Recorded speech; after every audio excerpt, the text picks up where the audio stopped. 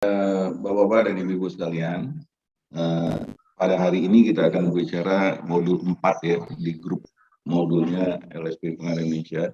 Nah, ini adalah modul yang menurut saya sangat teoritis ya. Jadi ini mohon dipahami banget. Karena inilah esensi sebenarnya dari strategi pengadaan. Jadi saya sudah bisa sharing screen, Pak ya. Ya. Itu udah kelihatan, Pak? Ya, udah kelihatan itu, Pak. Oke, baik. Jadi ini saya kalau bahasa Inggrisnya namanya developing procurement strategy ya, menerapkan strategi pengadaan. Dan ini di sini agak banyak teorinya, tetapi logik. Jadi saya akan menyampaikan hal logik teori ini kepada kita. Nah, kalau di ekivalensikan di SKKNI, ini mencakup UK 7, UK 8, UK 9, dan UK 10. Ini kita blended menjadi mengembangkan dan menerapkan strategi pengadaan judul grup modulnya. Nanti insya Allah ini grup modul ini akan menjadi modul yang akan kita tulis juga bukunya. Ini basisnya dari developing and implementing procurement strategies-nya ITC. Ya, jadi ini modul 4 di ITC. Gitu ya. Jadi Bapak dan Ibu nanti coba menyimak modul ini yang menurut saya ini sangat menarik sebenarnya. Ini lebih detailnya. Jadi modul 4 itu adalah fungsi ketiga di sini, yaitu mengkaji ulang paket, memilih penyedia, menyusun rancangan kontrak. Nah, ini kita blended namanya menjadi mengembangkan strategi pengadaan. Nah, ini adalah rangkuman dari cluster CPSP. Jadi kemarin kita sudah intro, yang pertama sekali introduction. Yang kedua ini perencanaan strategis pengadaan atau understanding corporate environment atau mengenal siapa kita. Ya, yang kedua kita belajar tentang perencanaan teknis pengadaan atau memahami apa yang dibeli. Ini yang Pak Samidi kemarin mungkin. Kemudian ketiga kita juga sudah menyinggung analisa pasar sedikit, dan nanti ini ada manajemen penyedia yang menggambarkan kita memahami penyedia. Nah, yang paling strategik itu adalah mendesain relasi antara pengguna dan penyedia. Nah, ini yang hari ini kita akan belajar di modul 4 ini, mengembangkan strategi pengadaan, developing procurement strategies. Kalau ada pertanyaan bisa silakan langsung ya. Siap, Komandan. Aman ini sama Pak Rahmat. Siap, Pak. Oke. Lagi ngawal Pak Sultan, Pak. Oke ya, jadi ini yang modul yang akan kita bahas, dan terakhir nanti adalah metode pengadaan atau procurement method, make or buy, kelola atau penyedia. Nah, ini saya akan berikan gambaran sedikit berapa besar pengadaan di Indonesia hari ini ya. Jadi ini yang berdampak dari kebijakan. Nah, ini adalah tahun 2019 pemerintah itu nilai pengadaannya 1.118 triliun, nilai pengadaan BUMN itu 1.850 triliun, pengadaan migas itu 476 triliun, dan total sekitar 3.494 triliun. Nah, ini pengadaan yang ada di Indonesia yang dipengaruhi oleh kebijakan pengadaan yang ada.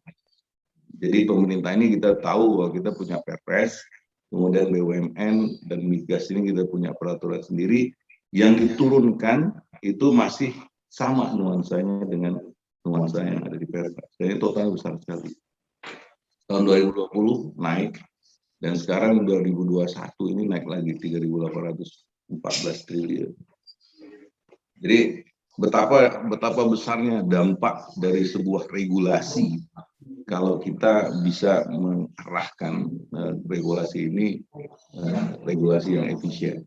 Jadi saya selalu memegang kredonya Pak Agus Prabowo itu, pengadaan itu harus simple, pengadaan itu harus cepat, pengadaan itu harus trusted, tidak ada masalah-masalah yang bukan masalah pengadaan di situ. Nah, kalau kita ibaratkan kita mau ke Bandung, tujuannya ke Bandung, kita bicara tentang efisien, efektif, dan cepat, tepat, dan bebas hambatan, ya harus lewat jalan tol Cipularang. Tapi hari ini kita masih menikmati jalan menuju Bandung lewat Puncak, dan itu hari Sabtu pula gitu. Jadi ya pasti banyak macetnya, banyak yang ganggu-ganggu, banyak yang nawarin makanan, banyak yang mencegat-cegat di jalan. Nah, kita diskusi efisiensi, tapi kita lagi ngopi di Cimahi gitu, atau lagi coba di Ciawi atau di dekat Puncak. Apakah sampai kita ke Bandung dalam 3 jam, atau kita berani nggak balik ke Jakarta, kita putar haluan, kita lewat jalur tol. Nah, itu yang disebut dengan fast transit itu. Nah, ini sangat mungkin kita bisa lakukan di organisasi yang sudah diberikan kebebasan, seperti BLU, BUMN, BUMD, dan event swasta. Gitu ya. Pak Alvin jelas maksudnya ya? Oke, ini lingkup modul 4. Ya, lingkup modul 4 ini pertama kita harus memahami siapa pengguna tadi sudah. Kemudian kita memahami yang namanya supply chain model. Jadi ini kita pahamin ini, kemudian kita pahamin pasar, kita pahamin motivasi penyedia, baru kita desain relasi. Nah, setelah desain relasi ini, nanti kita akan punya strategi pengadaan untuk masing-masing box ini. Bagaimana solusi pengadaan rutin, pengadaan bottleneck, pengadaan leverage, dan pengadaan kritikal. Nah, ini dia strategi pengadaan. Oke ya, coba kita kembali mengenal dan memahami siapa pembeli. Nah, ini seperti di modul pertama, pengguna itu ada 3 jenis di sini, ada pemerintah, profit organization, dan non-profit. Dan kalau kita di profit ini ada yang sektor primer, sektor sekunder, sektor tersier. Nah, kalau kita misalkan di rumah sakit, ya kita di sektor tersier. Besarnya kita berapa ya? Bagiannya cuma UMKM, swasta nasional, multinasional. Inilah posisi kita. Jadi kita harus menentukan kita ada di mana. Mengenal dan memahami apa yang akan diadakan. Nah, ini ada konsep supply chain model. Ini di buku SKKN juga sudah dijelaskan ya. Silakan dibaca. Jadi barang atau jasa itu dapat dikelompokkan. Ke kanan ini nilai, ke atas ini adalah dampak atau resikonya. Jadi model yang menggambarkan barang, profil barang atau jasa yang diperlukan organisasi pembeli. Nah, dengan mempertimbangkan jumlah pengadaan per tahun dan ke atas dampaknya. Nah, kalau rutin item nilainya rendah, dampaknya rendah terhadap organisasi. Artinya apa? Kalau barang ini nggak ada, organisasi masih bisa jalan. Misalkan apa? ATK, kertas, dan lain-lain. Kalau ini nggak ada, organisasi bisa jalan. Gitu ya. Dan ada lagi bottleneck item. Bottleneck item nilai rendah, tetapi dampaknya tinggi pada organisasi. Nah, apa indikatornya? Kalau barang ini nggak ada, pasti organisasi kita akan down atau akan turun service levelnya. Rumah sakit misalkan, nggak ada jarum aja, nggak ada jarum dan jadi kritikal, pasien bisa nggak terladeni. Nah, jadi ada namanya kelompok barang-barang khusus atau bottleneck. Kemudian leverage ini barang-barangnya nilainya besar, tapi dampaknya tidak terlalu tinggi terhadap organisasi. Artinya yang dua ini kalau tidak ada, organisasi bisa berjalan, walaupun tidak optimum. Tetapi yang dua di atas, kalau ini tidak ada, organisasi bisa stop beroperasi. Gitu ya. Nah, critical ini, ya ini nilai besar dan dampaknya besar terhadap organisasi. Gitu ya. Ada pertanyaan sampai sini? Karena ini dasar banget ya. Kalau ini kita bisa pahamin, insya Allah kita bisa membuat aturan pengadaan yang lebih simpel. Nah, apa itu rutin? Tadi udah jelasin adalah nilainya rendah, tidak terlalu tinggi dampaknya. Jadi ini rutin item.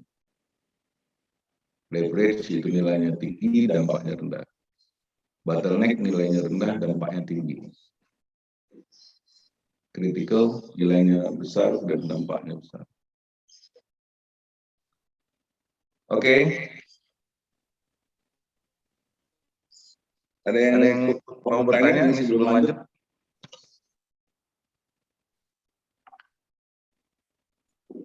Cukup, Pak. Oke, Pak, sudah. Oke. Belum jelas ya? Udah, Pak, jelas. Jelas, Mbak Dewi jelas ya? Jelas, Pak, jelas. Tapi Oke. ngikut.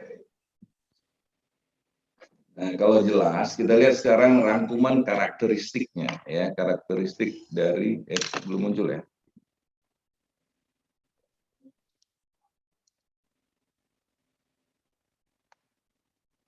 Nah, sudah muncul ya. Nah, coba kita lihat ya, rutin items yang rutin, yang putih ini, resiko pengadaan terhadap progresasi. Misalnya rumah sakit lah, resiko barang ini rendah. Jenis barangnya biasanya barang standar. Ya, contohnya ATK lah, standar. Jumlah penyediaannya biasanya banyak sekali. Jumlah penyediaan kita rendah, jumlah pembelian kita rendah. Tetapi daya tarik penyedia pun terhadap kita rendah. Kenapa? Karena nilainya kecil. Gitu ya. Nah, yang leverage yang sebelah kanan ini yang hijau, ini resikonya terhadap kita rendah. Jenis barangnya umumnya standar, jumlah penyediaannya banyak karena nilainya besar, jumlah pembelian yang tinggi, daya tarik penyediaannya juga biasanya tinggi karena nilai pengadaannya sudah tinggi. Ya, ini leverage. Bottleneck ini yang menarik, resikonya tinggi buat organisasi rumah sakit lah. Nah, ini tinggal dibikin aja listnya barangnya apa. Jenis barangnya ini variatif, sudah tidak standar. Maksudnya apa? Kebutuhannya hanya untuk rumah sakit. Makanya kalau kita definisikan ulang tentang pengadaan itu adalah penyediaan sarana dan prasarana, berarti rutin ini adalah sarana umum.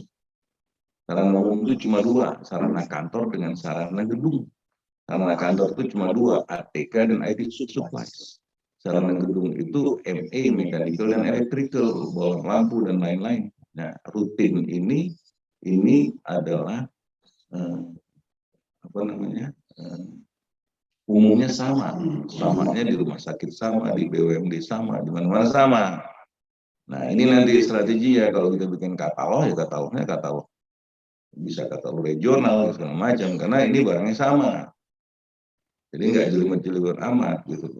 Nah, kalau B bottleneck ini barang-barang yang sudah spesifikasi. Nah, kalau di rumah sakit mungkin alat-alat medis, konsumabel medis, barang medis. Nah, ini ya untuk industri vertikal dia sama. Rumah sakit atau rumah sakit bikinlah katalog B, katalognya katalog rumah sakit. Selesai masalah. Gitu. Nah, kalau leverage ini biasanya supporting facilities. Misalkan mobil, kendaraan operasi, kemudian kalau ada genset dan lain-lain. Nah, ini supporting facilities.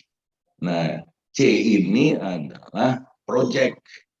Project bikin gedung, prasarana, bikin gedung, bikin jalan, segala macam. Jelas ya? Jadi kita sudah membuat definisi pengadaan itu bisa simpel dari mendefinisikan kebutuhan. Kalau rutin, dampaknya rendah, ya rutin items, bikin katalognya. Bottleneck bikin katalognya. Logic ini biasanya di sebelah kanan ini sudah lebih ke prasarana dan maintenance. Gitu. Jadi di bottleneck ini yang menarik jumlah penyediaan jadi sedikit. Kenapa? Karena spesialisasi. Tidak semua orang bisa menyiapkan barang-barang untuk alat medis. Makanya dia menjadi spesialis. Jumlah pembeliannya rendah. Tetapi daya tarik penyedia kepada rumah sakit tinggi. Kenapa? Karena mereka hanya bisa hidup dari rumah sakit. Ini filosofinya. Nangkep ya? Oke. Jadi gampang kan? Paham dulu nih apa yang dibeli. Uni mana Uni Dewi? Udah sampai kantor belum? Pak, masih di jalan ini ada sedikit acara. Masih di jalan ya?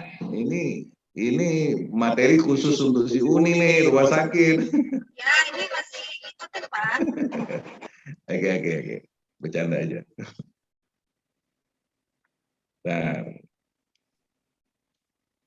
Nah, Kemudian kritikal. Kritikal ini apa? Jadi kalau kita definisikan ulang bahwa pengadaan itu penyediaan sarana dan prasarana. Ya. Prasarana itu adalah tempat kerja, gedung, gudang, jalan semua. Nah ini proyek. Nah disinilah tender yang complicated. Bukan di rutin, bukan di leverage, bukan di bottleneck gitu loh. Nah ini jenis barang dan jasanya sudah tidak standar. Jumlah penyedia sedikit, jumlah pembelian tinggi dan biasanya dari daya tarik penyedia juga tinggi, kan? Daya tinggi. Coba ada pertanyaan di sini sebelum kita lanjut. Ini kita belajar filosofi ya. Insya Allah kalau kita sudah mengerti filosofinya ini lebih mudah.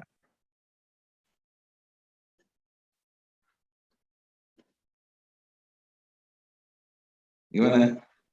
Sudah cukup jelas? Cukup jelas, Pak. Cukup jelas ya. Masing-masing tempat itu pasti berbeda ya, Pak? Iya pasti berbeda Uni, makanya jangan dibikin aturan itu hantam kromo. Sakit ya rumah sakit. Nah kalau fotokopi, perusahaan fotokopi, kertas itu dikritikal deh Uni. Kalau nggak ada kertas perusahaannya tutup. Ya. Nangkep kan? Pak, antar rumah sakit juga mungkin berbeda ya, Pak ya? Karena mungkin kalau Jamil dia concern ke arah jantung, kalau stroke dia concern ke penyakit stroke kan gitu ya Pak ya. Ya itu nanti Uni, itu nanti ada di bottleneck dia. Kalau R-nya ini di rutin antar rumah sakit seharusnya sama. Nah ketika kita berbicara bottleneck spesialisasi, ada rumah sakit jantung, ada rumah sakit paru-paru, silakan aja. Tetapi yang R-nya banyak yang sama. Gitu. Ya. Jadi paham dulu filosofinya dan ingat membangun yang namanya efisiensi itu hanya 3 ilmunya. Ilmu pertama itu lakukan konsolidasi, lakukan bikin katalog bersama, ya kan? Nah, kalau R ini katalognya ini bisa regional namanya, areal extend, bisa satu kabupaten, bisa satu provinsi, bisa satu negara karena rare dia. Di semua instansi dia perlu itu. Nah, ketika kita bicara B, inilah konsep vertikal katalog. Paham ya? Jadi vertikal katalog ini misalkan vertikal rumah sakit. Rumah sakit ini juga ada sub vertikalnya. Subnya itu adalah spesialisasi, gitu loh nih. Spesialisasi jantung, spesialisasi paru-paru dan lain silakan aja gitu. Paham ya? Ya, paham. Nah, udah ya, jadi kita paham barang rutin, kita paham barang bottleneck, kita nanti paham juga barang leverage. Jangan dulu bicara lelang atau tidak lelang, paham dulu nih. Oke? Nah, sampai sini clear ya. Paham apa yang dibeli. Ini kalau bahasa saya itu paham dulu nih supaya model ini paham apa yang dibeli. Nih balik lagi nih sore nih, memahamin apa yang dibeli. Oke? Itulah konsep supply positioning model. Oke. Sekarang kita paham yang keduanya. Keduanya mengenal siapa penjual. Nah, ini menarik nih. Nah, penjual itu juga punya karakteristik.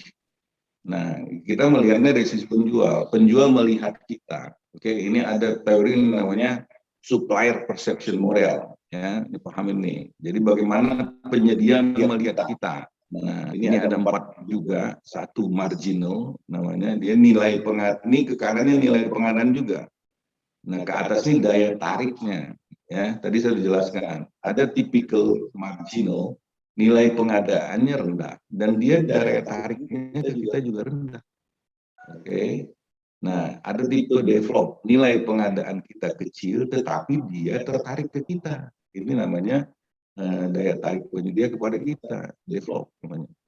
Exploit ini nilai pengadaannya tinggi tetapi dia tidak sangat tertarik ke kita. Makanya disebut exploit. Dia bisa mengeksploitir kita gitu. Nah, ini filosofi kita melihat persepsi penyedia terhadap kita.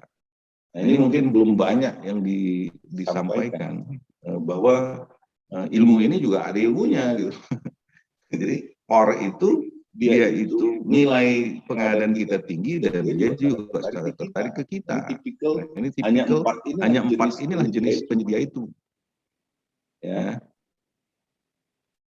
Nah, supply perception model yang menggambarkan pandangan, persepsi, ketertarikan penjual terhadap organisasi pembeli. Persepsi ini didorong oleh nilai pengadaan dan tingkat ketertarikan atau motivasi penjual dalam menawarkan. Makanya ada penyedia yang kalau kita minta dia ogah-ogahan, karena dia nggak merasa tertarik pada kita, gitu.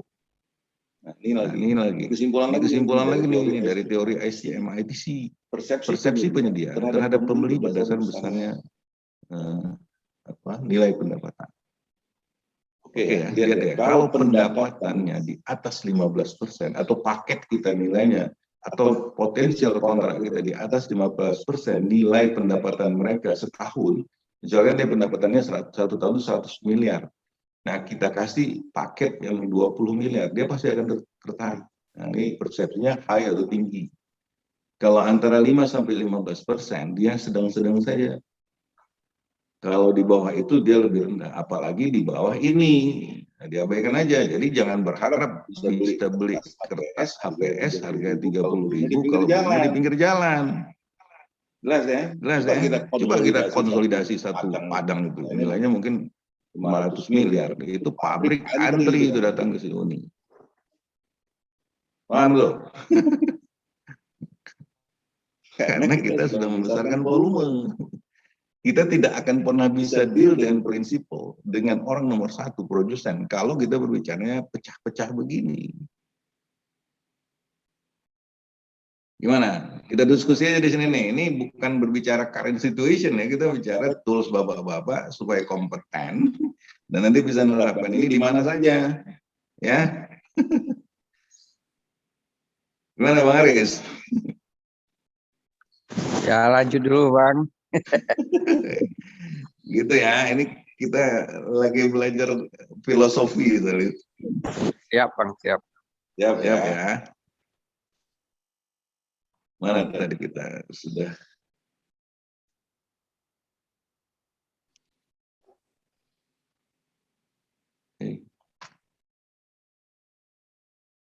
Ini ya, jadi ini tadi adalah motivasi. Nah, inilah filosofi kenapa kita melakukan konsolidasi. Itu dulu dipahamin. Kenapa kita harus melakukan konsolidasi itu jadi wajib? Karena akan membesarkan volume. Ketika dia besar volume, kita punya negotiation power yang luar biasa, gitu ya. Jadi ketika kita bisa mengkonsolidasi beli kertas saja di satu provinsi Sumatera Barat, itu kita bisa mendapatkan langsung yang masuk ke katalog kita itu adalah pabrikan-pabrikan kertas itu gitu. Nah, nanti masalah dia distribusinya lewat distributor dia silakan aja gitu.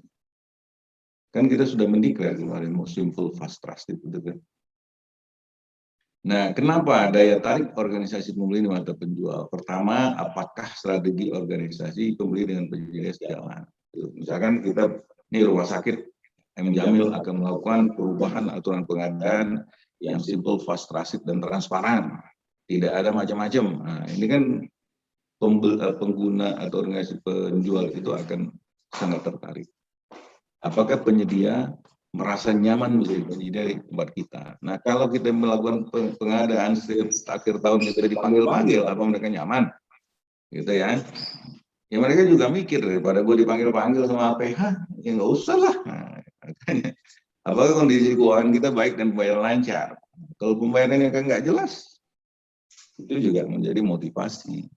Apakah organisasi pembeli memberikan peluang pengembangan usaha buat penyedia? Nah, ini saya dulu belajar di Caltex. Itu Caltex memberikan yang namanya vendor development program. Jadi mereka membina penyedia-penyedia itu supaya pintar dan supaya safety-nya bagus dan lain-lain. Karena nanti kalau penyedianya bagus, dampaknya adalah ke Caltex sendiri. Ini apa pernah kita lakukan? Ya nggak mungkin karena kita penyedia kita tahunan semua. Apakah menjadi penyedia di organisasi tersebut memberikan keuntungan lain, reputasi, menaikkan kualitas penyedia dan lain-lain. Nah, ini juga kenapa orang bangga menjadi penyedia di Caltex? Kenapa orang bangga menjadi penyedia di IBM? Karena memang mereka terseleksi, gitu. Jadi champion. Oke. Nah, ini yang motivasi marginal nanti dibaca saja. Ini Motivasinya rendah. Tingkat prioritas menjual ke organisasi pembeli di sisi penyedia juga rendah. Posisi tawar organisasi pembeli jadi rendah karena ya mereka ogah-ogahan. Potensi tumbuhan usaha bagi penyedia kecil. Menganggap transaksi ke organisasi pembeli sebagai bisnis tambahan atau sampingan saja. Ya dapat oke, nggak dapat ya nggak apa-apa. Gitu ya. Ada pertanyaan?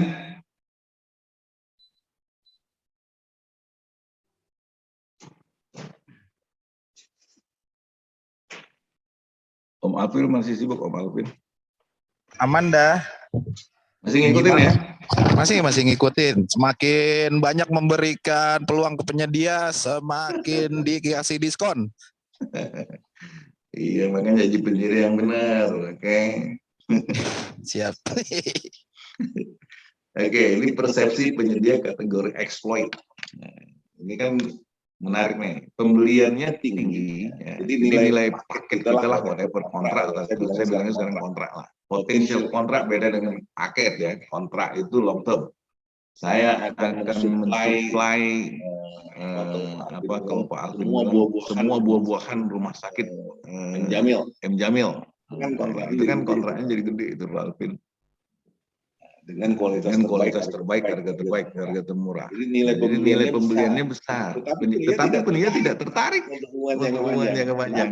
Kenapa? Ini juga hati-hati. Tidak ada langkah khusus di penyedia karena dia sudah belagu. Dia bilang, gue juga udah ada yang gede tempat lain.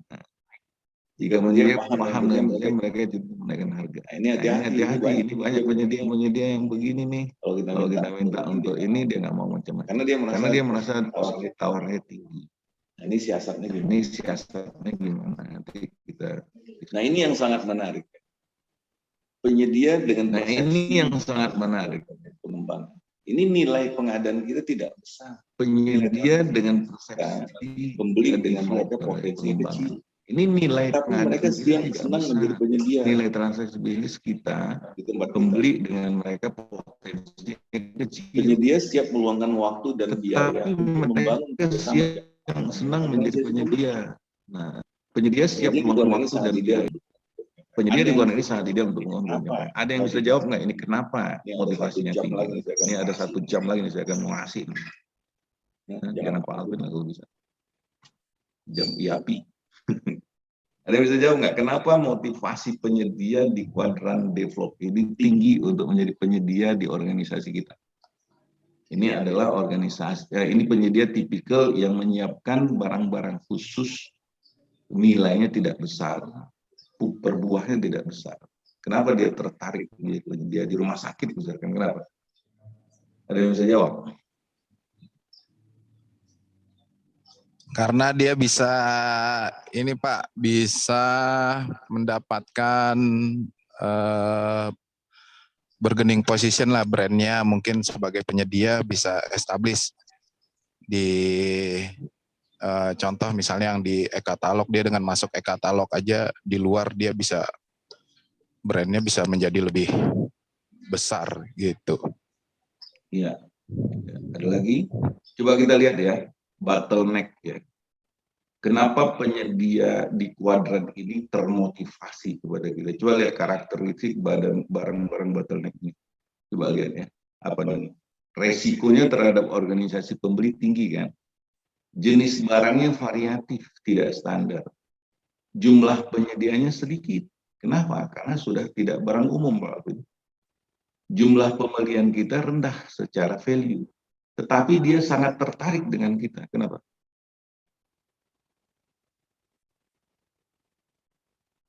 Dia bisa jawab nggak? Kenapa penyedia-penyedia di kuadran bottleneck ini motivasinya tinggi untuk menjadi penyedia di kita?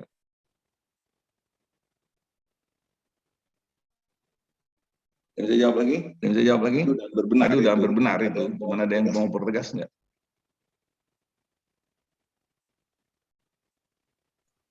Kalau boleh jawab Pak, karena jumlah penyedia yang sedikit tadi Pak ya, nggak banyak pilihan berarti kita untuk bisa ini Pak, membeli barangnya Pak. Karena jumlah penyedia yang sangat dikit tadi Pak. Ini siapa nih yang jawab? Erza Pak. Ya. Jadi karena penyedia sedikit dan spesialis Pak. Jadi dia itu sudah terspesialisasi hanya membuat barang-barang khusus rumah sakit misalkan. Nah kalau udah dia tidak bisa lagi menjual ini ke PDAM, nggak bisa lagi menjual ke lain, jualnya hanya ke rumah sakit, artinya dia akan fokus di situ kan? Benar nggak? Betul Pak, betul. Nah, jadi dia tertarik banget menjadi penyedia yang benar. Cuma tolong saya dikasih apa namanya kontrak jangka panjang supaya saya bisa mendevelop diri saya. Ya, karena ini barangnya sudah variatif, tidak standar lagi, dan dia sudah investasi mungkin alat-alat khusus untuk menyiapkan barang bottleneck. Gitu ya, nangkep ya. Gimana Pak Erza? Siap, nangkap Pak. Nah, ini kalau nggak ditangkap saya nggak bisa. Ini kalau nggak ditangkap saya nggak bisa, dia harus ditangkap. Oke,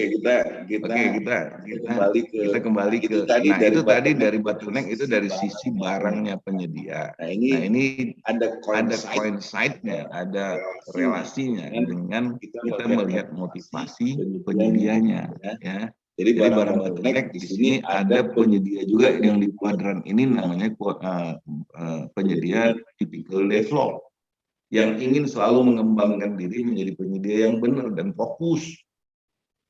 Oke.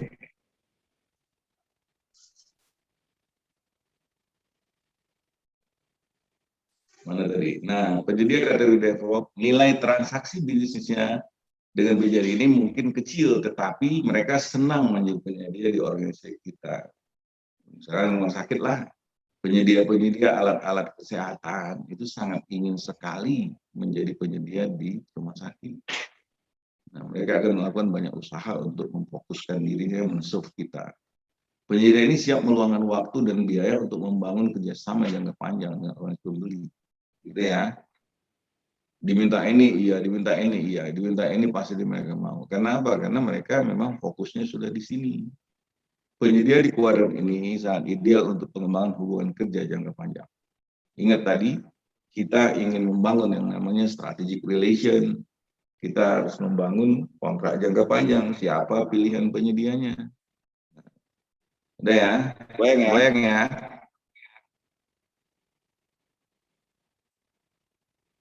Ada lagi? Nah, yang terakhir adalah penyedia kategori core atau utama. Nah, kalau core ini kebutuhan organisasi pembeli sudah merupakan bisnis inti penyedia. Jadi dia cuma ngerjainnya itu, melakukan langkah-langkah serius yang untuk membina hubungan jangka panjang. Penyedia yang ideal untuk hubungan jangka panjang. Nah, ini biasa proyek-proyek. Misalkan proyek membangun atau dia menjual alat-alat CT scan khusus yang mahal-mahal ke rumah sakit mewah. Nah, ini dia sudah bisnisnya hanya itu, gitu. Dan dia akan mencari bagaimana mendapatkan hubungan partnership long term relation dengan pembeli. Oke.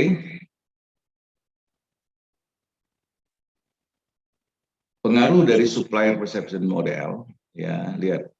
Kalau daya tarik penyedia kepada kita itu rendah, terus kita mau ngapain? Ya jadi pembeli yang baik, ya, macam-macam. Mereka rendah, kalau iya oke, kalau enggak apa-apa kok katanya. Nah kalau sedang sampai tinggi, buatlah hubungan menuju kontrak yang lebih besar. Sangat tinggi buat hubungan kerja jangka panjang. Ini aja strateginya. Gimana? Pak Alvin, ini Pak Alvin aja lah yang ditanya ini. Pak Kahar masih ngantor. Masih mendengarkan. Iya. Oke. Nah, ini menarik nih. Bagaimana menjadi pembeli yang baik? Nah, ini kita kan nggak pernah itu diajari. Jadi dalam konsep jual beli itu bukan penjual aja harus baik, pembeli juga harus baik. Apa yang harus kita lakukan? Ya, bayar tepat waktu, menjadi efisien dan efektif, tidak menyusahkan penyedia. Ada malah akun manajer khusus buat penyedia kalau udah barang-barangnya banyak dan rutin, responsif dan solution oriented. menjalankan administrasi tetap compliance, menjadi profesional yang etis. Nah, ini teorinya. Prakteknya gimana? Kalau ini masih dilakukan dengan ketemu manusia, melakukan yang namanya pengadaan transaksional atau manual, ini akan sangat super sulit. Ya. Menjalankan administrasi kalau tumpukan dokumennya itu masih bertumpuk-tumpuk, ya susah. Responsif kalau masih harus ketemu banyak orang, ya susah. Gitu loh. Makanya ini nanti ditransfer menjadi digital. Oke, ada lagi? Kalau enggak kita langsung loncat ini. Bukan loncat, ini logiknya. Setelah kita mengenal tadi motivasi penyedia, kita lihat pasar. Kita pahami ya, pasar itu ada teorinya nih, nanti khusus Pak Sabidi akan bicara tentang analisa pasar. Saya akan di sini aja nih. Pasar itu persaingan pasar. Kalau di sini adalah permintaan, di sini ada penawaran. Kalau banyak penjual, banyak pembeli, yang terjadi apa? Coba ada yang bisa jawab nggak? Banyak penjual, banyak pembeli, maka terjadi persaingan sempurna. Nah, kalau banyak pembeli, satu penjual, ini yang terjadi apa? Monopoli. Nah, pasar ekstrim itu hanya dua ini, persaingan sempurna dengan monopoli. Nah, di tengahnya ada yang namanya banyak pembeli, sedikit penjual, ini oligopoli. Nah, sedikit pembeli, sedikit penjual, ini istilah saja. Ya. Nah, ini banyak penjual, sedikit pembeli, oligopsoni. Satu pembeli, banyak penjual, monopsoni. Nah, istilah saja, tapi saya mengambil ekstrim ini. Nah, kenapa kita harus pahamin ini? Karena disinilah desain lelang. Kalau penjualnya satu, pembelinya banyak, ngapain dilelang? Benar nggak? Pak Alvin?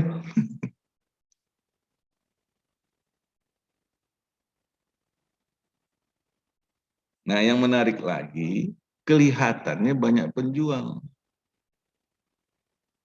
Ya, sedikit pembeli, tetapi penjualnya itu berkolaborasi, oligopsoni. Sedikit penjual, ya, ini untuk melihat di mana kita mau melakukan lelang atau tidak.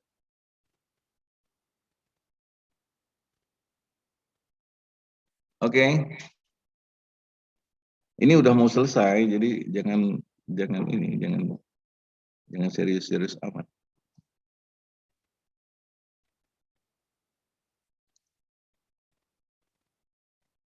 Gimana? Uni ada pertanyaan? Udah sampai kantor kah?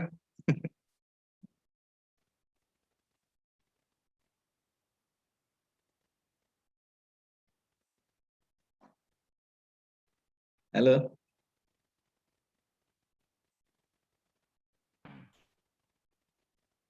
Gimana, kita lanjut apa mau diskusi? Lanjut dulu mungkin, Pak.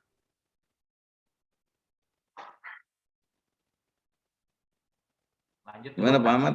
Ya, lanjut aja dulu. Ya. Dulu Pak. Ya. Lanjut dulu ya. Ya. Ya. Ini nih penyakitnya saya kalau ngajar online begitu. Orangnya nggak dilihat ya. Orangnya ada nih, jadinya Pak Alvin Orangnya nggak ada. sambil tidur. Jadinya kayak bicara sendiri. Makanya. Masih nyimak, Pak. Kenapa? Masih nyimak kalau saya, Pak. Makanya saya sering nolak, Ini Pak, bagusnya nanti dikasih online. dikasih ujiannya itu lulus tidak lulus kalau ada konsekuensi, Pak. Kalau nggak ada ya susah. Ya udah ya. Tapi tadi sampai di situ sudah paham ya. Oke. Nah, ini yang terakhir nih, hubungan relasi dan kontrak. Oke. Jadi setelah kita tahu yang sebelah kiri pembeli, sebelah kanan adalah penjual. Sebelah kiri tadi kita mengerti siapa kita, apa yang dibeli. Sebelah kanan kita mengerti apa yang pasarnya dan motivasinya. Setelah itu baru kita membuat namanya hubungan, desain hubungan antara pembeli dan penyedia, pengguna dan penyedia. Ini nggak kelihatan ya, belum muncul. Maaf. Itu kelihatan Pak Alvin, Pak Kahar semua? Ada Ada ya, jelas. muncul ya. Ada Pak. Nah, tadi yang sebelah kiri itu pengguna, sebelah kanannya apa? Calon penyedia ya. Nah, kita berbicara sekarang kontra, desain kontra. Saya selalu berkata tuh desain dulu sebelum melakukan sesuatu. Nah, ini kita mendesain relasi. Jadi ini relasi yang paling renggang, spot purchase. Nah, ini relasi yang paling dekat. Ini internal provision, ini swakelola atau anak perusahaan konsepnya. Jadi spot purchase ini adalah sekali beli.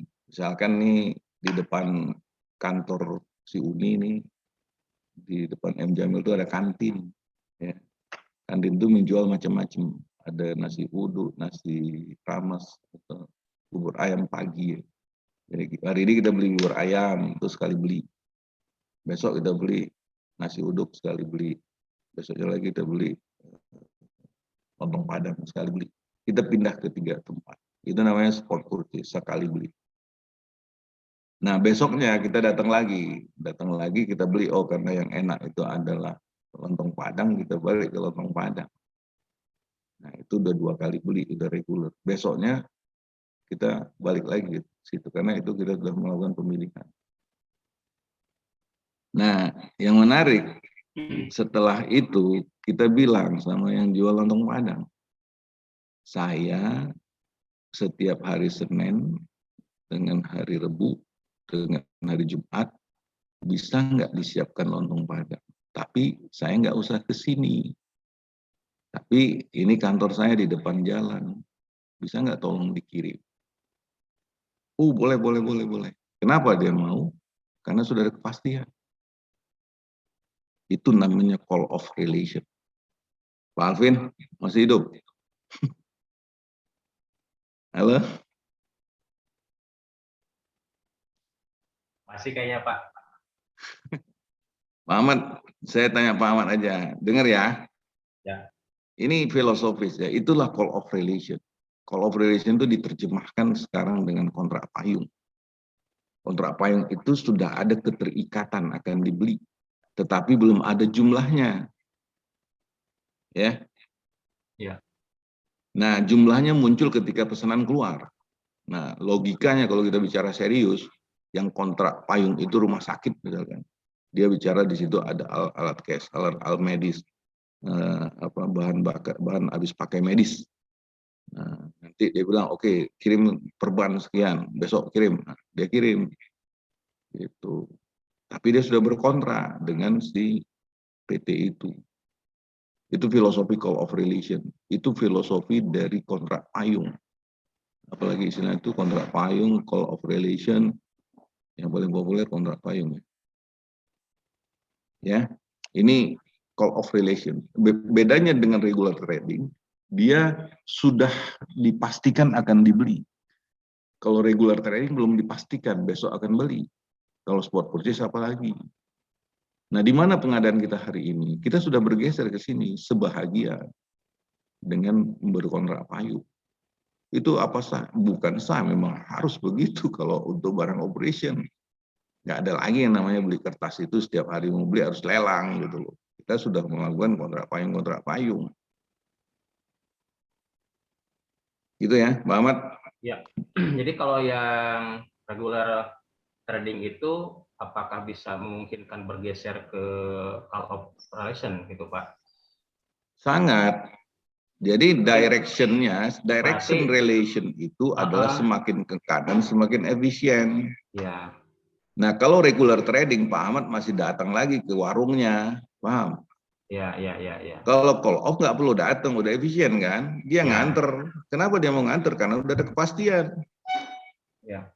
Berarti kalau seperti itu, para pelaku stakeholder bagian di pengadaan ini harus bisa memplanning berapa kebutuhan baik barang maupun jasa dalam kurun waktu tertentu. Sehingga baik itu kurun waktu per satuan waktu, baik semester ataupun tahun atau berapa ini gitu kan, sehingga itu akan memberikan jaminan ataupun pegangan bagi si penyedia gitu kan. Benar. Jadi yang itu paling akan susah itu itu memberikan ketenangan bagi penyedia Benar, jelas akan paham. dibeli barangnya. Iya. Jadi kalau misalnya dari ibaratnya saja apa tadi saya contohkan tadi itu lontong Padang, dia sudah menyiapkan satu porsi itu pasti untuk Pak Ahmad. Jadi udah ada kepastian. Jamnya pun udah dikasih tahu, jam nanti antar jam 8 udah selesai. Itulah kontrak. Nah, namanya kontrak payung. Ya, udah paham ya? Nah, itu kita belum memberikan kepastian jumlah, tetapi kita akan bilang, saya akan telepon 1 jam sebelum diantar. Karena kita menganggap bahwa dia ngantar itu paling 10 menit. Dia persiapkan 10 menit, berarti saya akan telepon si Uni, apa namanya, jamnya. Dia tinggal bicara delivery. Udah pasti spek, nggak usah lagi tanya spek, karena kita udah tahu spek. Dia udah tahu speknya apa. Ya. Ngapain kita lagi bikin spek HPS dan lain-lain, harga sudah jelas kok. Betul. Ya, Ya. paham ya? Betul. Dia tinggal menjaga masalah timingnya saja, kapan itu dibutuhkan. Iya, kapan diperlukan. Lah sekarang kita ngorder dari Shenzhen aja besok barang bisa sampai kok. Kenapa kita harus takut seluruh Indonesia? Ya, asal ada planning to purchase. Si vendor itu akan mikir, barang di Papua gua akan kirim, tapi pastiin pasti dibeli gitu. Betul. Gimana Pak Alvin? Masih hidup? Mau tanya Pak, berarti itu beda dengan kontrak jangka panjang Pak ya, kontrak payung itu Pak? Kontrak payung itu salah satunya jangka panjang Pak. Nah jangka panjang ini tergantung kita. Kita bisa melakukan evaluasi kontrak setiap tahun, tetapi jangan diputus-putus kontrak itu. Makanya tadi yang paling susah itulah mencari siapa penyedia yang tepat. Makanya tadi pahamin dulu itu supplier perception model. Dia ini adalah pembuat alat kesehatan atau dia ini adalah pedagang alat kesehatan. Nah kita harus cek kalau kita berbicara long term relation gitu loh Pak. Dia ini si Uni pembuat apa tadi lontong Padang atau dia itu ada tukang antar lontong gitu loh. Paham ya? Oke Pak. Nah kita selama ini nggak pernah mencari supplier Pak. Kita selama ini menunggu supplier itu meregister ke kita. Itu akan datang dengan segala macam kecantikan. Yang dia beresin itu adalah dokumentasi, bisa bertumpuk-tumpuk. Dia bilang dia punya dapur, dia punya gedung segala macam, tapi ternyata nggak ada. Tetapi dokumennya tebel banget gitu loh Pak. Oke, paham Pak. Paham ya? Paham. Ini kita belajar hakikat pengadaan nih Pak ya. Bukan praktek pengadaan hari ini. Jadi kalau saya belajar di BMW di Swiss itu, BMW itu menerapkan tidak only register the customer, tapi seek register of the vendor, tapi seek for the vendor. Mencari, jadi orang-orang pengadaan itu disuruh mencari penyedia. Kalau dia punya pabrik, datangin. Nah, kalau dia punya pertanian, datangin pertaniannya. Gitu loh Pak. Oke. Paham Pak. Paham ya? Paham. Nah, ini baru call of relation, mereka sudah termotivasi, apalagi fixed relation, udah pasti dibeli, sudah ada jumlah. Nah ini disebut dengan fixed relation. Kalau bahasanya kita tuh kontrak yang sudah ada harganya. Nah, tolong kirim yang namanya kalau itu consumable, biasanya consumable yang paling sering dibeli itu ATK kertas setiap bulan 100 rim. Nah, selesai. Dia akan siapkan. Nah, nanti kita cari lagi caranya. Apakah itu dikirim langsung punya kita atau dititip dulu di gudangnya kita, tapi masih punya dia. Itu namanya vendor manage. Jadi inventory tetap kita shift, bukan di sisi kita. Tapi barang itu udah di depan kita. Itu fixed relation. Ya. Jelas ya? Ada pertanyaan?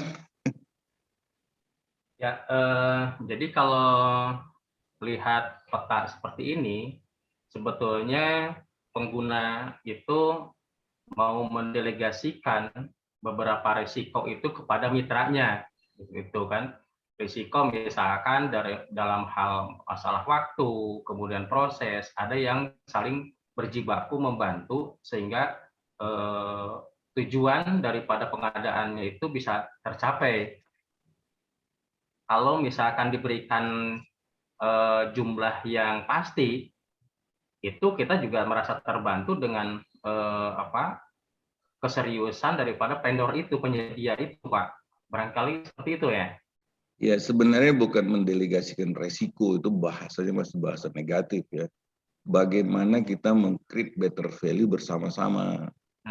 Kita cuma ngasih kepastian kepada dia, lu jadi penyedia gue pasti beli, gitu Pak.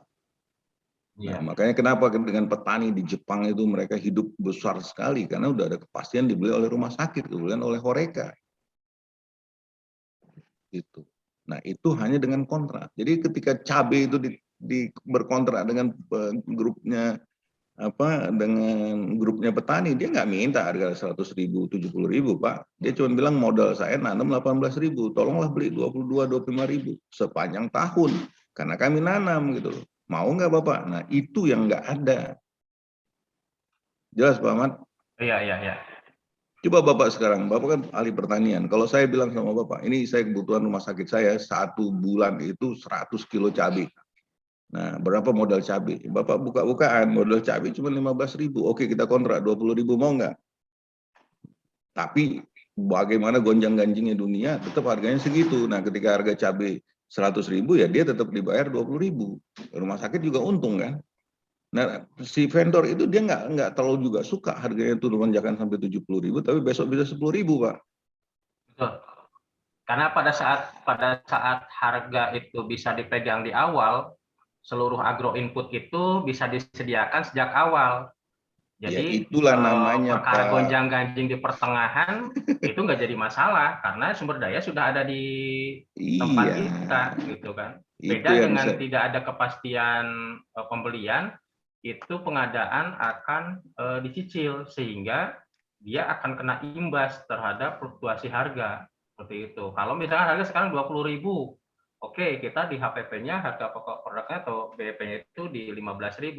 Kita ada 5.000 itu tinggal bagaimana meningkatkan produktivitas per pohon itu. Kalau tadinya 2 kilo jadi 2,5 kilo gitu. Itu. Itu yang dilakukan Pak di best practices international ya. Makanya UMKM mereka itu besar dan luar biasa dahsyat karena ada kepastian. Itu ada tulisan saya tuh Bapak baca tuh O2O service we serve the earth from China. Cina itu besar sekali UMKM-nya. Karena apa? Karena dibeli oleh pemerintahnya. Bukan dibeli, dibuat satu aturan harus dibeli. Dibuatlah katalog lokal. Itulah cikal bakalnya Alibaba. Paham ya? Oke, ya. Pak Alvin, mana Pak Alvin?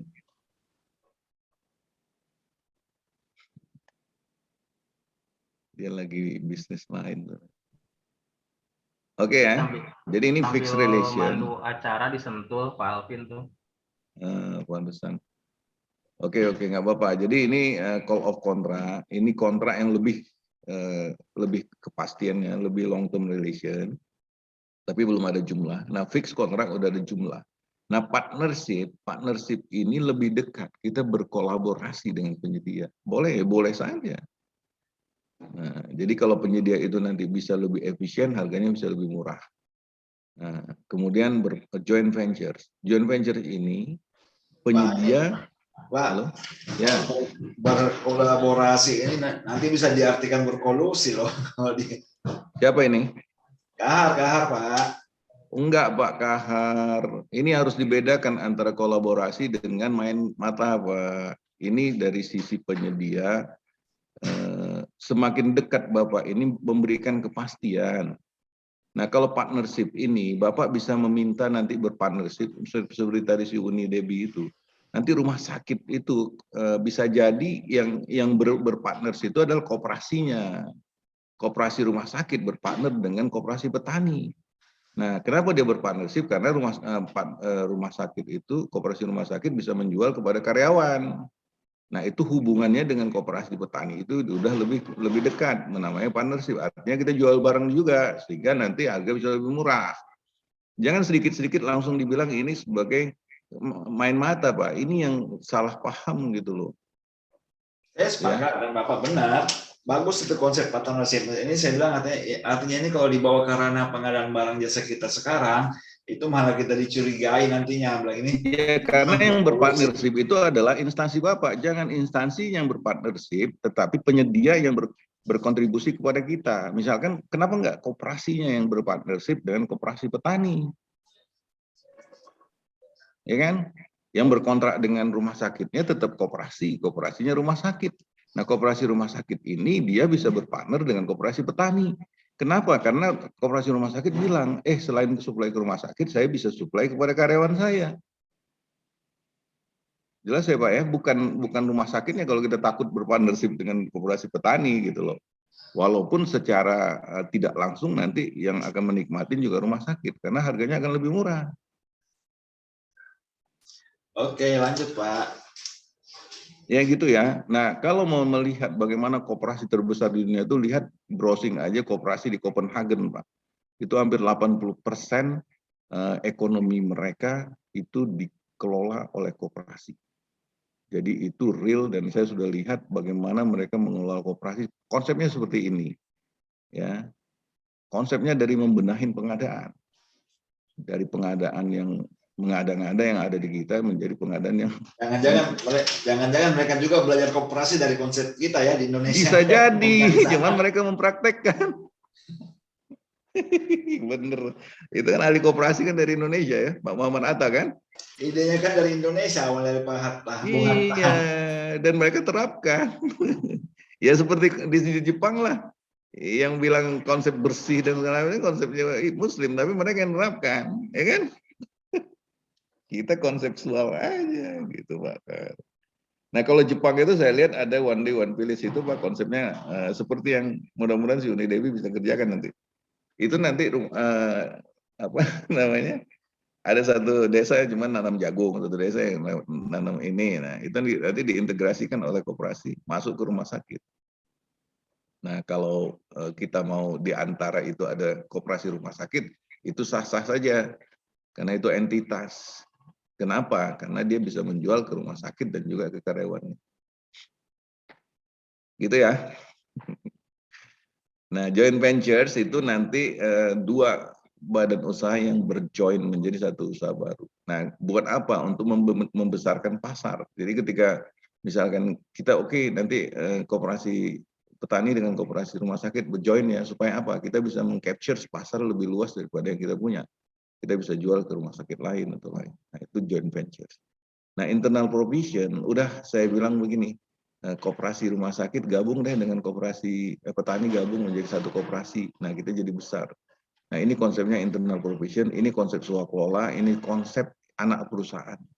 Jadi indikatornya semakin ke kanan harga itu harus lebih murah bahkan. Jadi kalau kita membeli yang ke kanan lebih mahal, itu ada yang salah. Jadi konsep boleh belanja ke anak perusahaan itu harusnya lebih murah.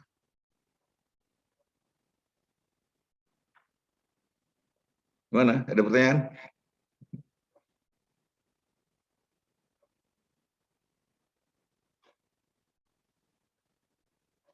Halo? Jelas Pak. Jelas ya? Ya, lanjut. Ini nggak bakal lama-lama ya, kalau udah sampai nanti silakan dipahamin sendiri. Ya, intinya bagaimana dipraktekin. Oke. Nah, berikutnya. Nah, ini penjelasan saja. Tipe hubungan pembeli dan penyedia. Ini tadi sudah ya, saya nggak usah ulangin, baca sendiri. Penjelasan sudah saya jelaskan tadi. Hubungan spot purchase yang tadi mendapatkan harga terbaik. Kemudian hubungan regular trading, ini baca ada. Hubungan call off, ini biasanya disebut dengan framework agreement. Nah, ini kan keren ini. Blanket contract, standing orders. Kalau di Perpres namanya apa Pak Akar? Kontrak payung ya? Pak Payung, penyedia setuju dengan item tertentu dengan harga sepakati juga tentu dan kurun waktu tertentu. Hemat waktu, selanjutnya user dapat menjalankan perintah call of kontrak. Nah, kalau sudah berkontrak begini, biasanya yang boleh mengklik langsung user saja, nggak perlu lagi orang pengadaan. Karena sudah ada kontraknya. Gitu. Cocok untuk item yang belum diketahui jumlah kebutuhannya. Oke. Berikutnya hubungan fix. Hubungan fix ini sudah jelas lingkup spek jumlah dan harganya. Penyedia yang lebih tertarik dengan jenis kontrak semua ini sehingga organisasi pembeli dapat menegosiasi term yang lebih baik. Karena apa? Karena udah kepastian. Jadi penyedia itu bisa bikin planning. Jangan membuat penyedia itu menunggu sampai on last minute. Gitu. Jadi kita sudah menetapkan ada jumlah, misalkan deliverynya setiap hari, setiap 2 hari, setiap 3 hari. Seperti di rumah sakit halaman kita, delivery sayuran setiap hari. Untuk bahannya setiap 3 hari, nggak masalah. Mereka bisa bikin planning kok. Ya, cocok untuk kebutuhan sering terjadi dan volumenya sudah dapat diprediksi. Nah, ini permasalahan utama kita adalah bisa nggak kita memprediksi kebutuhan? Mau nggak?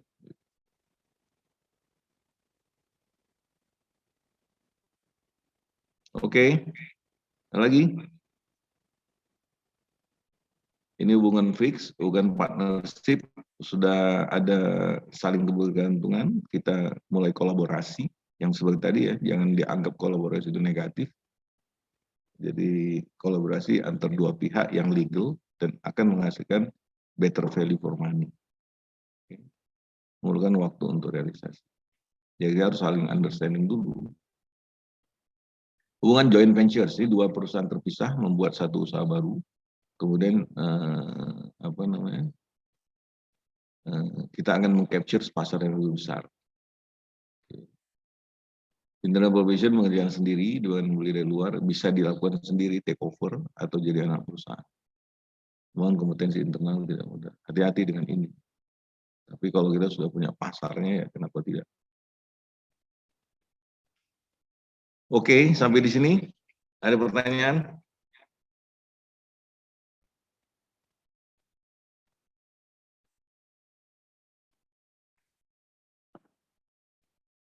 Pak Ahmad, gimana? Jelas? Halo?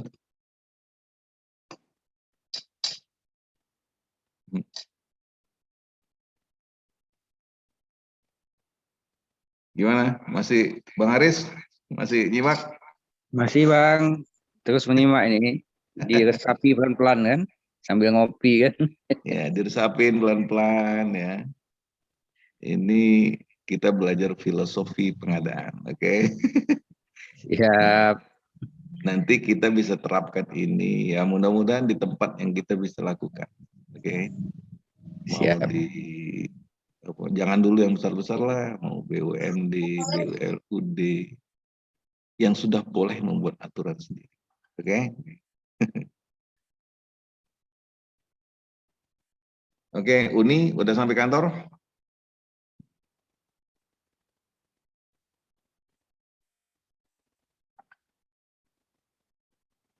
Gimana Pak Ahmad? Lanjut? Lanjut, Pak. Lanjut Pak. Lanjut ya.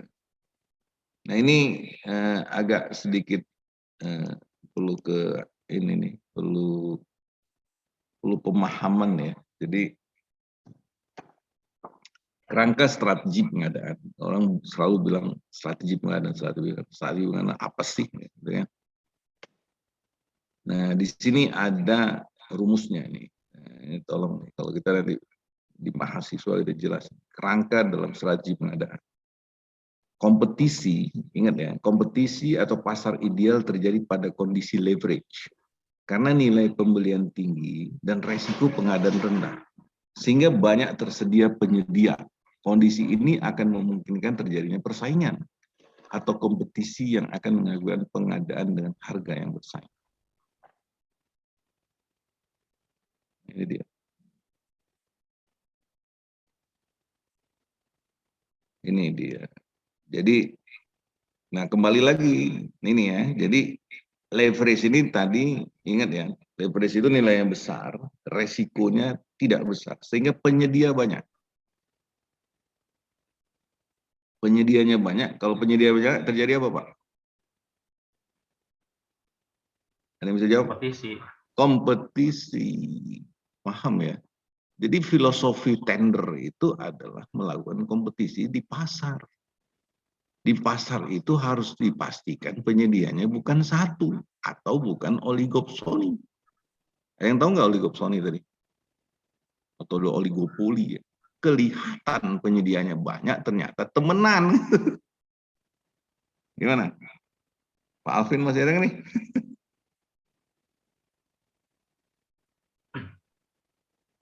Halo, Bang Aris. Iya Bang. Nah ini ya Bang ya, kita lihat ya, ini teori ya Bang ya. Jadi tolong dipahamin, ini kita menyampaikan ilmu pengadaan ya. Jadi kalau mau bikin lelang, lelanglah di pasar. Nah pasar itu indikatornya penyedianya harus banyak. Pertanyaannya udah dicek nggak penyediaan itu banyak nggak? Bang? Pak, pasar kita ini kadang susah dinilai Bang. Hari ini ada, besok itu besok dia Bang. hari ini ada, besok nggak ada, terus muncul lagi. Kalau masih ada pinjam bendera, bawa dari sana ke sini, susah Bang menilai pasar hari ini. Nah, Abang udah mengerti ya kemana arahnya ini ya. Siap. Saya pernah melakukan yang namanya vendor management untuk perusahaan minyak Bang, tahun 1998. Itu the first e-procurement live di Indonesia, Gulf Procurement Online namanya. Jadi waktu itu kita di Migas, semua yang namanya vendor Migas harus terdaftar di Dirjen Migas Bang, namanya SKT Migas, surat keterangan terdaftar di Migas. Nah saya iseng-iseng Bang, saya lihat itu ada 2.400 vendor di Migas, dasar ya. Ya, ya. Nah apa yang terjadi? Saya bikinlah aplikasi pakai Excel aja Bang. Excelnya itu nama perusahaan. Saya cuma pindahkan dokumen admin mereka Bang. Saya ketik alamat, telepon, fax, waktu itu fax ya. Kemudian di root-nya, komisarisnya, saya bikin gitu Bang. Ini pakai Excel aja nih, 2.400. Waktu itu kan belum bisa programming Bang. Iya, iya. Nah, habis itu saya sortir Bang. Saya sortir. Yang saya sortir pertama adalah alamat dan nomor telepon. Habis itu nama direksi. Nama direksi itu yang sekarang menjadi dasar kita melakukan prakualifikasi itu ya. Pengurus Bang. Itu Bang terjadi yang namanya interrelasi. Saya juga cerita itu Pak Ika. Interrelasinya dari 2.400 perusahaan itu yang memiliki yang tidak terinterrelasi cuma 187 grup. Nah, Bang? Jadi saya tanya sama mereka, ini kenapa kalian bikin satu grup ini sampai ada 12-13 perusahaan? Ini real life Bang, ini benar-benar real life. Makanya saya kalau ngomong ginian saya percaya diri ini karena ngerjain sendiri Bang. Nah mereka jawab gini Bang, habisnya peraturan Bapak ini mewajibkan kami selalu minimal ada tiga kecil, 3 menengah, 3 besar. Nah kami bikinlah 3 atau 4 perusahaan ini, dia honestly ngomong Bang. Nah itu yang menjadi waktu itu kita masukkan di vendor management itu ada yang namanya interrelasi check.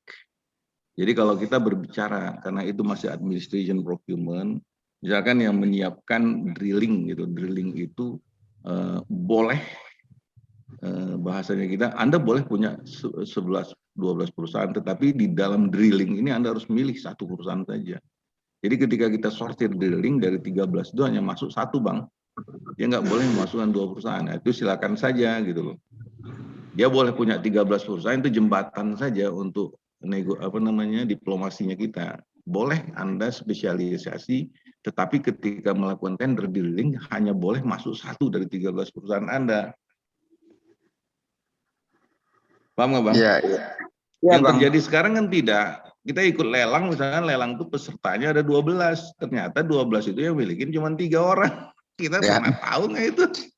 Tahu Bang, faktanya memang seperti itu. Di daerah kita juga seperti itu. Pemilik pekerjaan itu nggak lebih dari sebelah jari sebelah tangan aja Bang, cuma Nah, cabangnya itu banyak. dia, abang udah ngerti deh itu.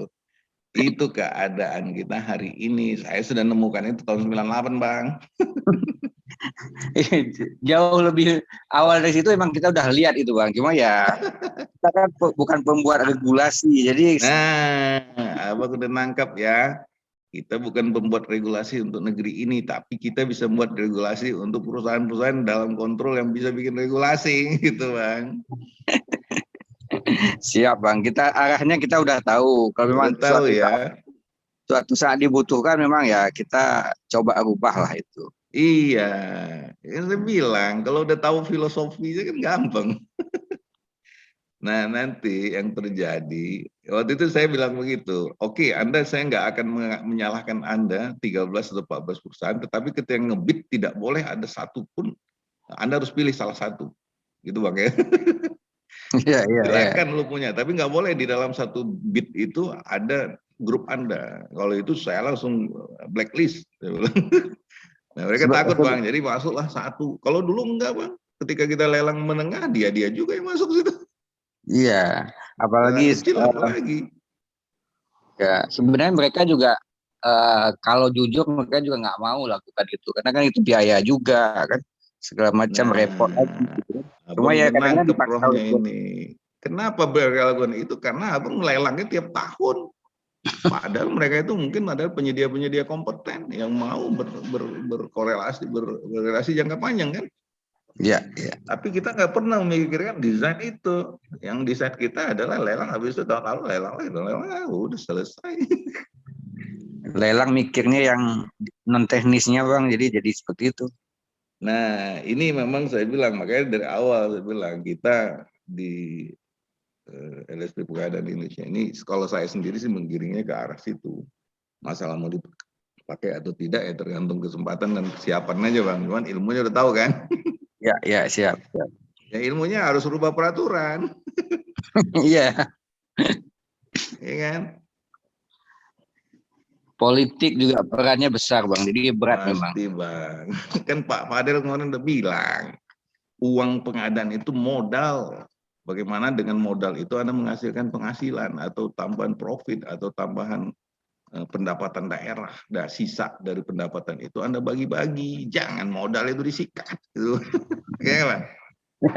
Yang terjadi hari ini pengadaan itu pengembalian modal Bang. Itu yang salah super kapra Bang. Jadi kan saya tercenung dulu Bang, dan saya baca beberapa kali itu. Pak Fadil itu bilang gitu, saya dulu jadi direktur di perusahaan Bukaka, untuk mengoperasikan Bukaka saya minjam duit. Nah saya jadi gubernur saya dikasih duit. Masa saya nggak bisa makmur kan? Benar nggak? Iya. Logika sederhana seperti itu ya. Sederhana sekali. Yang lucu lagi yang dikelola cuma jagung Bang. Iya Bang. Itu cuma 50 ton per tahun menjadi 1 juta ton. Yang terjadi masyarakat senangnya luar biasa. Itu saya tercenung habis itu. Ya sekarang kita lihat aja lah Bang, dunia swasta dengan kita di pemerintahan lah. Kita di pemerintahan belum kerja udah dibayar. Orang swasta harus bekerja dulu baru dibayar. Kan itu masalah. Makanya kita di pemerintahan dikasih duit Bang. Cuman duit ini disalahgunakan. Duit itu modal, itu bahasa yang paling keren. Duit pengadaan itu modal. Jangan disikat gitu loh bahasanya Bang. Itu dijadikan duit lagi. Caranya gimana? Itu bikin program yang ditangkap kan penghasilan dari apa dia bilang itu PAD itu cuma 3, pajaknya naik, retribusi naik, setoran BUMD-nya naik. Dia cuma setoran BUMD yang naikin waktu itu Bang. Setoran BUMD yang tadinya jadi rugi karena jadi tinggi, untungnya setoran ke PAD-nya tinggi. Nah keluarlah sisa dari apa itu menjadi tunjangan kinerja itu. Jadi rakyatnya tersenangkan dengan banyaknya program jagung. Jadi nanti SKPD itu diarahkan semua ke jagung gitu Bang. PU bikin jalan, bikin irigasi, SKPD pertanian, membimbing semua sehingga jagung mereka itu muncul bagus sekali. Nah dibeli oleh BUMD. Itu bedanya. Kalau dulu yang beli calo 1, calo 2 dibeli cuma 400 perak. Saya bicara tuh dengan dirut BUMD-nya. Ketika mereka tahu ternyata dijual ke Carun itu 900, langsung BUMD berkontrak dengan 900, Bang. Dan mereka ambil ke penduduk 700. Kan seneng kan mereka kan, dari 400 dibeli 700. Iya, iya. Rakyatnya sejahtera, makanya di pemilihan kedua dia 86% tanpa banyak sekali promosi itu, Bang. Apa istilah itu, kampanye. Kampanyenya jagung itu. Iya, Gitu iya, ya. itu real, ya. Iya, cuma nggak ngurusin pengadaan aja. Oke, ada lagi? Siap. Lanjut, Pak. Lanjut ya. Ini udah nggak lama lagi. Ada dari Bu Pita, Pak. Dari mana? Pita Widya dari JS 38. Bu Pita, silakan. Silakan.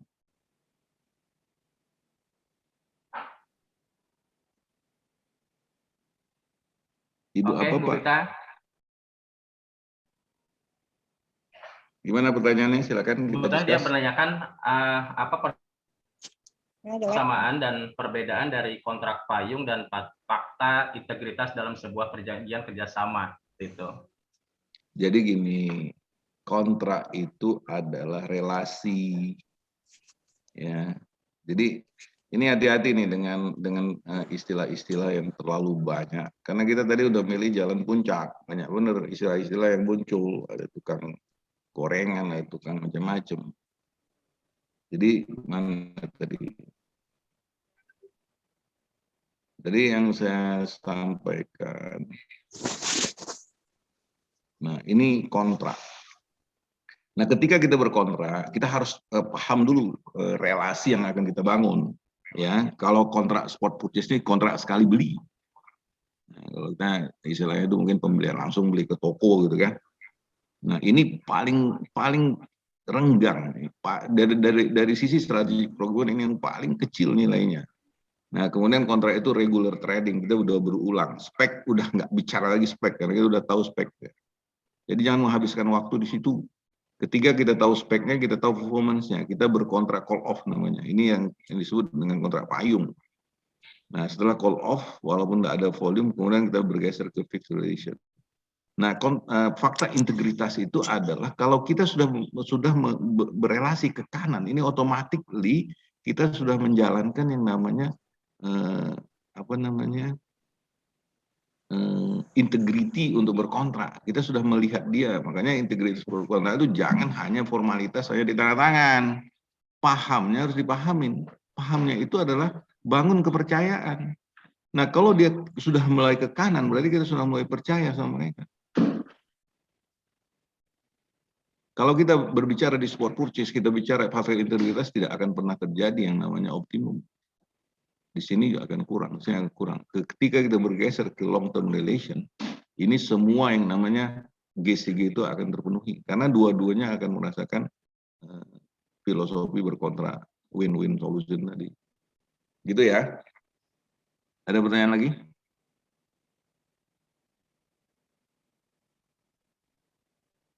Jadi fakta integritas itu karena kita tidak percaya.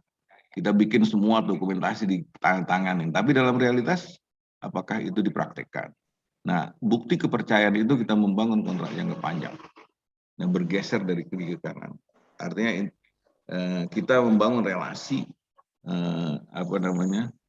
strategic relation. Dan kita membangun ini karena kita sudah mulai percaya dengan dia. Dengan vendor kita.